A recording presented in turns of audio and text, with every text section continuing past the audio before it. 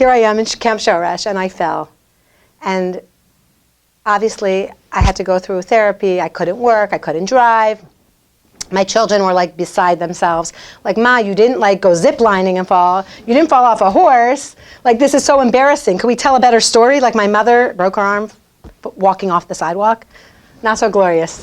But nevertheless, it was a tremendous lesson for me. It was eye-opening. For the first time in my life, I was like trapped, okay? This was pre-COVID days. Like now I would think nothing of it. I could still have worked. But in those days, we didn't realize that you didn't have to go somewhere to be productive, right? And here I am stuck at home. And I called my boss and said, I can't drive, but can I still work? Because I realized I could do a lot of my work remote. And you know, in those days, companies weren't thinking like that. Either you come or you don't come. Hence, don't come. So I'm stuck at home and I'm feeling really badly about myself. Like, how am I going to just waste all this time?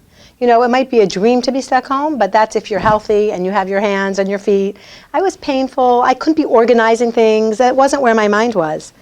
And a friend of mine called me, or I called her perhaps actually, because I had time to do that, to catch up with friends, right? I couldn't even sit in the sun and be outside because with my cast, I couldn't be in the sun. It was very uncomfortable. So I felt like I needed light from somewhere. I wasn't getting it naturally. I wasn't being able to give like my normal self gets filled up from giving. And I realized, you know, in life, sometimes we have to be the giver. Sometimes our avoda, our job, is to be the taker. Because we have to give someone else the opportunity to give.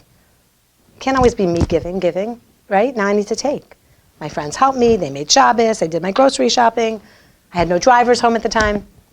Anyways, long story short, my friend said something simple to me that I think of every morning.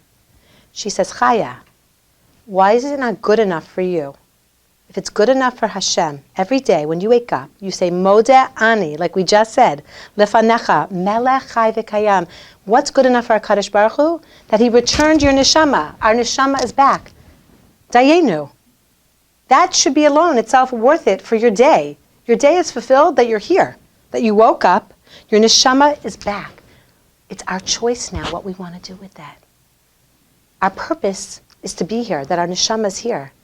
And it made me realize I don't need to be always running and doing to be creating, to be fulfilling my potential, to be my best self.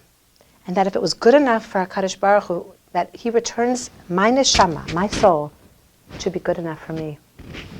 Every day since then, when I get up and I say Modeh ani, I think differently, actually. I think about how it's my choice. Like, this is what I'm grateful for, and it's my choice of how I'm going to make that into my best day.